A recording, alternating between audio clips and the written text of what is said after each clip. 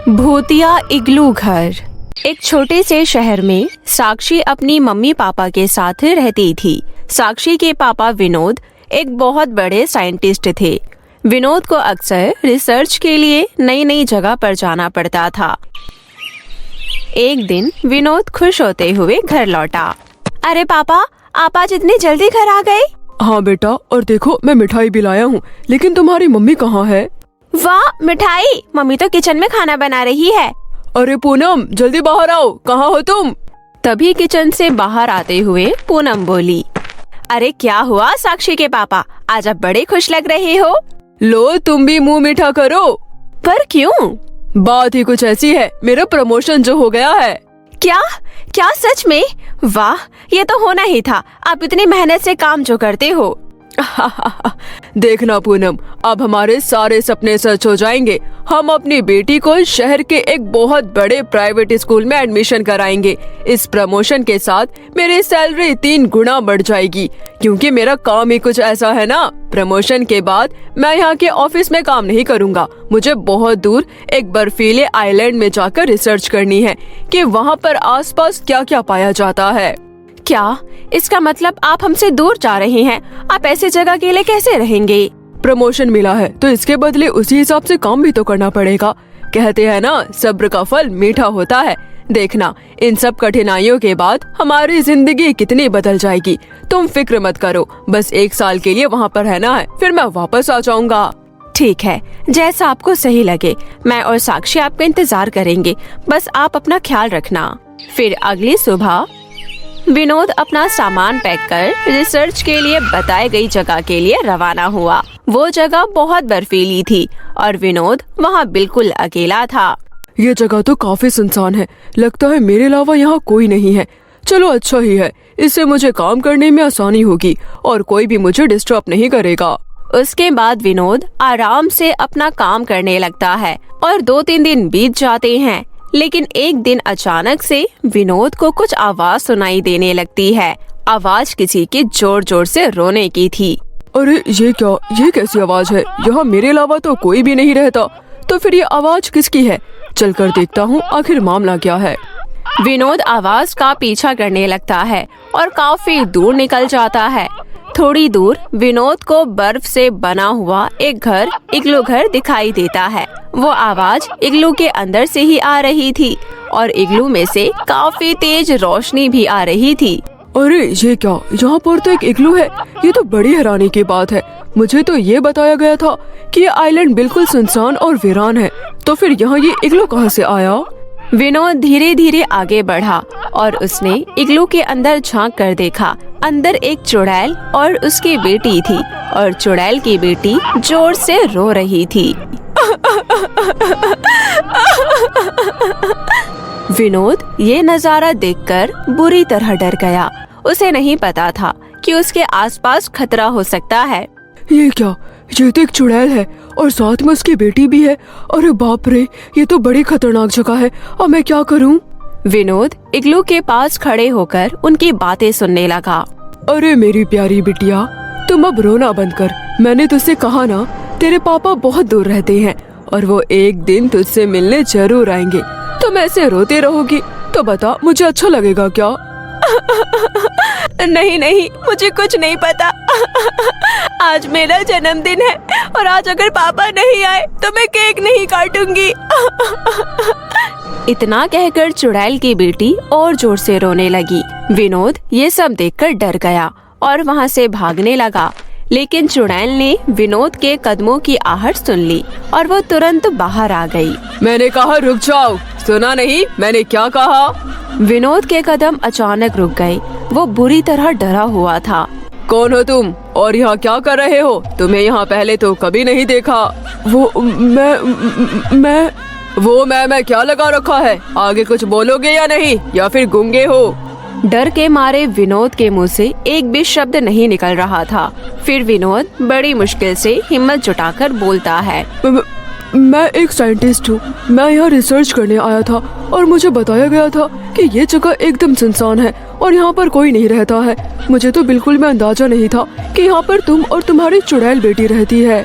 ओह, हाँ हाँ, तब तो तुम्हें बहुत बड़ी गलतफहमी हो गई है, क्योंकि ये मेरा इलाका है और मैं यहीं रहती हूँ। अब बताओ तुम्हारे साथ क्या करूँ मैं? मैंने बहुत दिनों से किसी इंसान का मांस नहीं खाया है। खा जाऊँ तुम्हें? बोलो, खा जाऊँ तुम्हें? चुड़ैल की बात सुनकर विनोद के पसीने छूटने लगे और चुड़ैल से हाथ जोड़कर जान की भीख मांगता है। नहीं, मुझे छोड़ दो, मुझे मत मारना। मेरा एक छोटा सा परिवार है, मेरे जाने के बाद उनका क्या होगा? मैं तुम्हें नहीं मारूंगी। अब ये रोना गिड़गिड़ाना बंद करो। वैसे भी मेरा इंसान खाने का आज बिल्कुल भी मूड नहीं है, लेकिन हाँ, मैं तुम्हें ऐसे ही फ्री में नहीं छोड़ने वाली।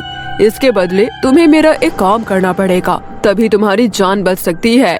काम? कैसा काम? मैं कुछ भी करने के लिए तैयार हूँ, बस मुझे मारना मत। मैं यहाँ कई सालों से अपनी बेटी के साथ अकेले रह रही हूँ।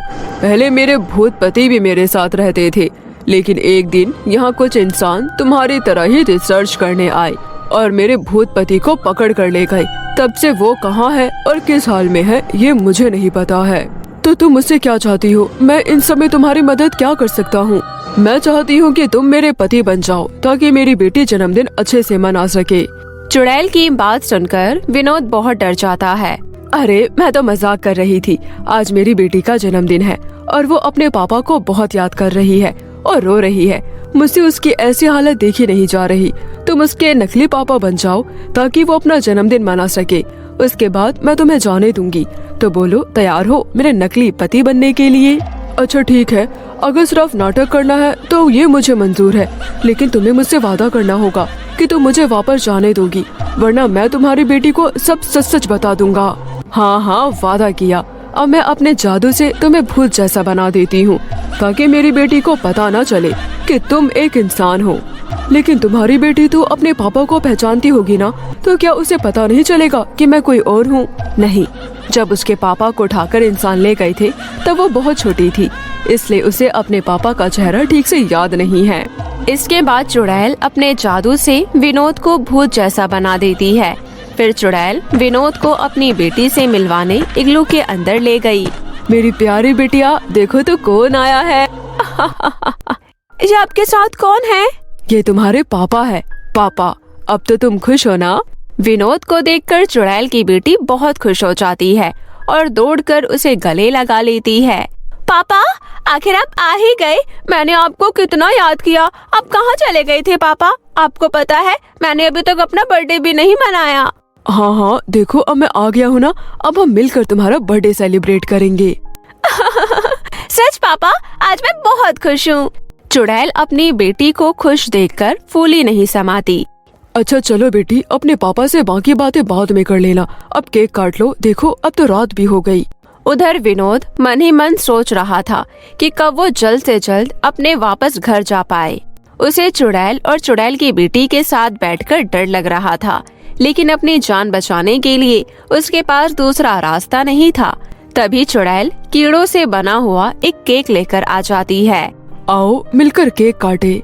आओ ना पापा, आप इतने दूर क्यों खड़े हो? आज कितने सालों बाद आप मुझसे मिलने आए हो। आओ ना, मेरे साथ मिलकर केक काटो। विनोद किसी तरह अपने आप को संभालता है और हिम्मत करके वो चुड़ैल की बेटी के साथ कीड़ों वाला केक काटता है। फिर चुड़ैल और उसकी बेटी केक खाते हैं, लेकिन विनोद चुपचाप वहीं खड़ा रहता है। ये देख चुड़ैल की बेटी बोली, पापा पापा, लो आप भी केक खाओ ना, बहुत टेस्टी है। अरे नहीं बेटी, पापा भी केक नहीं खाएंगे। उनका पेट पहले से ही भरा हुआ है। तुम उनके हिस्से का केक रख दो, वो थोड़ी देर बाद खा लेंगे। उसके बाद चुड़ैल की बेटी विनोद के साथ ढेर सारी बातें करती है और खेलती भी है। ऐसे ही कुछ घंटे बीत जाते हैं। फिर चुड़ैल की बेटी थक कर सो गई। उसके सोते ही विनोद चुड़ैल से कहता है, अब तुम्हारी बेटी सो गई है, यही मौका है, मैं चुपचाप चला जाता हूँ, नहीं तो वो मुझे जाने नहीं देगी। ओह बस, ओह क्या मतलब है तुम्हारा? देखो मैंने अपना वादा पूरा किया। आज तुम्हारी बेटी कितनी खुश है और उसने अपना जन्मदिन इतने अच्छे से मनाया है। अब मुझे वापस घर जाने दो। घर पर मेरी बीवी और बेटी मेरे इंतजार कर रहे होंगे। वादा? कैसा वादा? भला चुड़ैलें भी कोई वादा करते हैं? चुड़ैल की बात सुनकर विनोद का चेहरा उतर जाता है। घबराओ मत, मैं तो मजाक कर रही थी। तुमने मेरी बेटी को खुश करके मेरी बहुत मदद की है। मैं तुम्हारा ये एहसान कभी नहीं भूलूंगी। मैं तुम्हें यहाँ से जाने दूंगी। जाओ, अपने घर चले जाओ, लेकिन याद रखना यहाँ कभी लौट कर मत आना। ये मेरा घर है, यहाँ मैं अपनी बेटी के साथ सुकून से रहना चाहती हूँ। इसके बाद चुड़ैल विनोद को फिर से इंसान बना देती है और विनोद वहाँ से रिसर्च छोड़ तुरंत अपने घर चला जाता है और चैन की सांस लेता है। वहीं दूसरी ओर चुड़ैल अपनी बेटी के साथ अपने इग्लू घर में खुशी खुशी रहने लगी। माँ बेटी का भूतिया खेल। प्रियंका गर्मियों की छुट्टियों में हॉस्टल से अपनी माँ गोदावरी से मिलने घर जा रही थी। सफर बहुत लंबा था, इसलिए प्रियंका को ट्रेन में ही नींद आ गई। रात का समय हो चुका था। तभी प्रियंका वॉशरूम जाने के लिए उठी। तब उसने देखा अचानक बहुत तेज हवाएं चलने लगी। तभी किसी के रोने की आवाज प्रियंका के कानों पर पड़ी और एक भूतिया साया प्रियंका को उसके बगल से जाता हुआ दिखाई दिया। ओह, लगता है मैं कोई सपना देख रही थी। अभी तो रात के 2 ही बजे हैं। चलो वॉशरूम जाकर आती हूँ, फिर आकर सो जाऊंगी। ऐसा कहकर प्रियंका अपनी कंपार्टमेंट की सीट से उठकर थोड़ा आगे गई तो देखा कि अगली सीट पर 4 लड़कियां बैठकर कोई गेम खेल रही थी। तभी उनमें से एक लड़की, जिसका नाम मधु था, वो बोली, अरे यार, हम ये गेम तो खेल रही हैं, लेकिन एक बार अच्छे से सोच लो, कहीं ये खेल हम पर ही भारी ना पड़ जाए।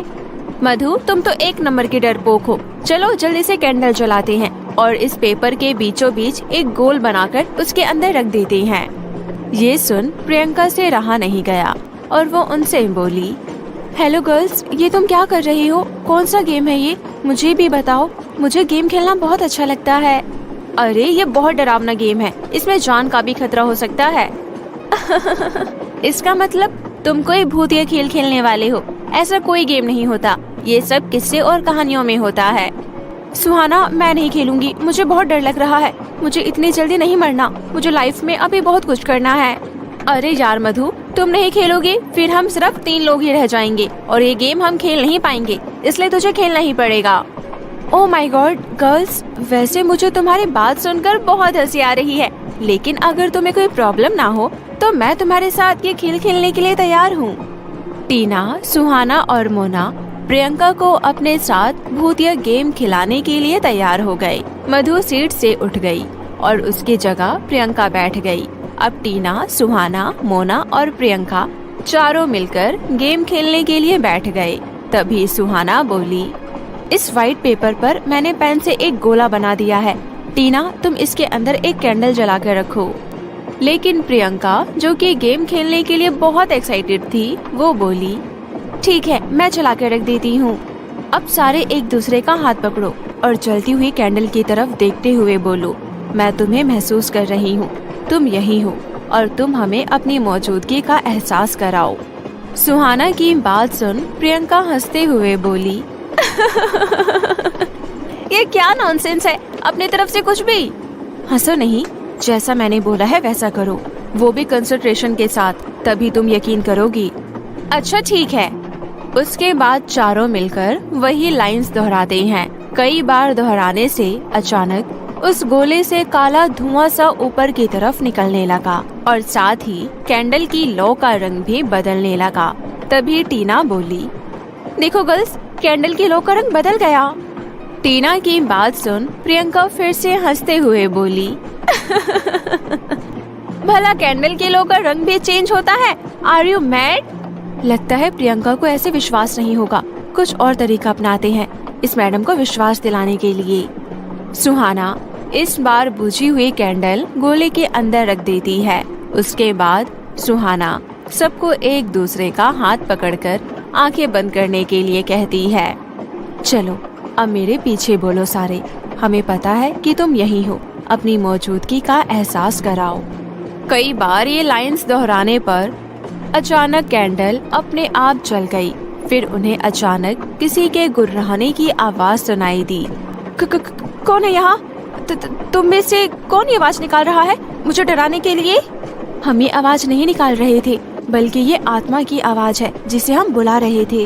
प्रियंका मैडम, अब तुम्हें यकीन हुआ या अभी भी हमारा मजाक उड़ाओगे? मुझे पता है तुम तीनों में से किसी ने कैंडल जलाई है जब मेरी आंखें बंद थी, और ये जरूर मधु ने आवाज निकाली होगी मुझे डराने के लिए। ओ मैडम, हमें पता है तुम डर गई हो, पर मान नहीं रही हो। सुहाना, मोना और टीना सभी प्रियंका के ऊपर हंसने लगे। तुम सब हंसना बंद करो, मुझे नहीं खेलना तुम्हारे साथ ये नॉनसेंस गेम, मैं तो जा रही हूँ सोने। प्रियंका अंदर ही अंदर डर रही थी, लेकिन वो अपनी सीट पर जाकर सोने की कोशिश करने लगी। तभी प्रियंका को अपने सामने वाली सीट पर एक साया दिखाई दिया। कौन है वहाँ? प्रियंका को बहुत ही अजीबोगरीब डरावनी आवाजें सुनाई देने लगी। प्रियंका ने डर के मारे अपनी आंखें बंद कर ली और जबरदस्ती सोने की कोशिश करने लगी। उसकी सुबह जब नींद खुली तो वो स्टेशन पहुंच चुकी थी। प्रियंका घर पहुंचकर अपनी माँ गोदावरी को ट्रेन में हुई सारी घटना बताते हुए बोली, मम्मी अब आप ही बताओ इसमें कितनी सच्चाई है? खुद ही खेल खेल कर देख लेते हैं। मुझे भी एक ऐसा खेल पता है, लेकिन मैंने कभी ट्राई नहीं किया। चलो आज साथ मिलकर ट्राई करके देख लेते हैं, पर हमें अकेले अकेले अलग अलग जगह पर ट्राई करना पड़ेगा। रात होते ही प्रियंका जलती हुई कैंडल लेकर अकेले बाथरूम में गई और शीशे के सामने जाकर खड़ी हो गई। मुझे पता है तुम्हारी मौत कैसे हुई थी। आओ मेरे सामने आओ और मुझे पूरी कहानी बताओ। आओ मेरे सामने आओ। तभी अचानक शीशे में डरावने चेहरे वाली चुड़ैल नजर आई। प्रियंका बेचारी डरावना चेहरा देखकर बुरी तरह डर गई, लेकिन प्रियंका हिम्मत बांधकर खेल को पूरा करने के लिए बोली, आओ मेरे सामने आओ और मुझे अपनी मौजूदगी का एहसास दिलाओ। तभी भयानक दिखने वाली चुड़ैल शीशे में से ही फूंक मारकर कैंडल बुझा देती है। साथ ही बाथरूम की लाइट भी जलने बुझने लगी। ये अचानक लाइट को क्या हो गया? ये सब तुम कर रही हो क्या? तभी चुड़ैल जोर जोर से हंसने लगी और बाथटब में पानी अपने आप भरने लगा। धीरे धीरे बाथटब में पानी ऊपर तक भर गया। तभी प्रियंका को महसूस हुआ बाथटब में कोई नहा रहा है। कौन है बाथटब में? तभी प्रियंका को पीछे से किसी ने धक्का दिया और सीधा बाथटब के अंदर जा गिरी। मुझे पता है ये सब तुम कर रही हो। तुम मुझसे बात करो, बताओ तुम्हारे साथ क्या हुआ था? तुम मरी कैसे? मुझे अपनी पूरी कहानी बताओ। इतने में बाहर से प्रियंका की मम्मी गोदावरी की आवाज आई। प्रियंका बेटी, क्या सब ठीक है अंदर? हाँ माँ। फिर प्रियंका की माँ गोदावरी दूसरा खेल खेलने के लिए माचिस लेकर एक बहुत पुरानी अलमारी में घुस गई। अब मैं अंदर से अलमारी का दरवाजा बंद कर लेती हूँ। कोई है मेरे पीछे? मुझे पता है तुम अंधेरी दुनिया से आई हो। क्या तुम यही हो? तभी गोदावरी के पीछे से किसी के रोने की आवाज आने लगी। फिर एक डरावना सा हाथ गोदावरी के कंधे पर अचानक से किसी ने रखा। ये देख गोदावरी के माथे से पसीना आने लगा। फिर हिम्मत कर गोदावरी ने चुड़ैल से पूछा, तुम इस दुनिया में कब से हो? मैं कई सालों से इस अलमारी में कैद हूँ। मैं अब इंसानों की दुनिया में आना चाहती हूँ। तुम मुझे अपने साथ इस अलमारी से बाहर ले चलो। वहीं दूसरी ओर बाथरूम में प्रियंका चुड़ैल से बात करने की कोशिश कर रही थी। क्या हुआ था तुम्हारे साथ? कैसे मौत हुई थी तुम्हारी? तभी आईने में मौजूद चुड़ैल बोली, मैं कई साल पहले बाथटब में नहाने आई थी। तभी मेरा पैर फिसल गया और बाथटब में सर लगने से मेरी मौत हो गई। फिर मेरी आत्मा इस शीशे में कैद हो गई। अब जब भी कोई कैंडल लेकर मुझे शीशे के सामने खड़े होकर पुकारता है तो मैं आ जाती हूँ। अच्छा, तो तुम अब क्या चाहती हो? अब मैं इंसानी दुनिया में रहना चाहती हूँ। पर कैसे? तुम तो एक आत्मा हो। तुम्हारे शरीर में प्रवेश करके आज तक जितने लोगों ने भी ये खेल खेला उन सब ने बीच में ही खेल रोक दिया, पर तुमने इसे पूरा किया।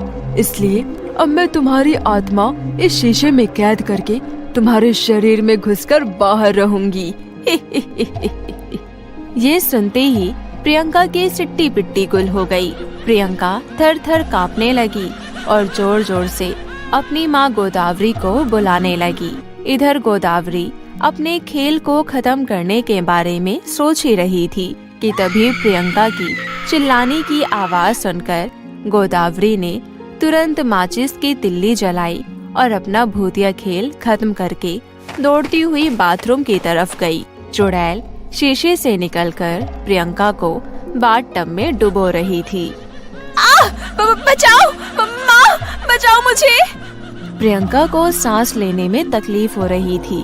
वो बुरी तरह छटपटाने लगी और अपने आप को बचाने की कोशिश कर रही थी। छोड़ मुझे, कमबख्त चुड़ैल। इतने सालों बाद मुझे आजाद होने का मौका मिल रहा है, मैं तुझे कैसे छोड़ दूं? बचाओ मुझे माँ, मुझे भी खेल नहीं खेलना। प्रियंका की माँ गोदावरी बाहर से गेट खोलने की बहुत कोशिश करती है, लेकिन दरवाजा नहीं खुलता। प्रियंका बेटी, दरवाजा नहीं खुल रहा। मैं दरवाजा तोड़ने की कोशिश करती हूँ। तुम बस अपने आप को पानी से बचा कर रखना, पानी के अंदर अपना सिर मत जाने देना। तभी चुड़ैल ने अपनी शक्ति से बाथरूम के सारे नल चालू कर दिए और पानी निकलने के सारे रास्ते बंद कर दिया। पानी बाथरूम के अंदर भरता ही चला गया। ये देख प्रियंका डरते हुए बोली, हे भगवान, ये मुझसे बहुत बड़ी गलती हो गई। भगवान मुझे बचा लो। आज के बाद मैं कभी कोई भी गेम नहीं खेलूंगी। पानी तो बढ़ता ही जा रहा है। ऐसे तो इस चुड़ैल की शक्ति भी दुगनी हो जाएगी। तभी गोदावरी बाथरूम के बाहर से चिल्लाते हुए बोली, प्रियंका बेटी, तुम बाथ टब से बाहर निकलने की कोशिश करो और चुड़ैल की शक्ति सिर्फ बाथ टब में दुगनी हो सकती है। तब तक मैं दरवाजा तोड़ रही हूँ। अच्छा, तो तुम दोनों मिलकर मेरे खिलाफ चाल चलोगे।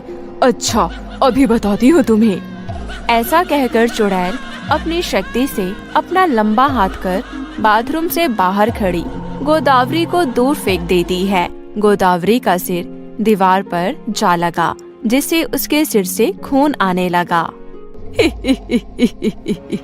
अब मुझे आजाद होने से कोई नहीं रोक सकता। अब मैं क्या करूं? कैसे ये खेल रोकूं? बाथरूम पूरा पानी से भर चुका है। अब मैं ज्यादा देर जिंदा नहीं रह पाऊंगी। मुझे कैसे भी करके इसे दोबारा शीशे में कैद करना होगा। इसकी ताकत इसी बाथरूम के अंदर ही सीमित है। मुझे जल्दी कुछ करना होगा।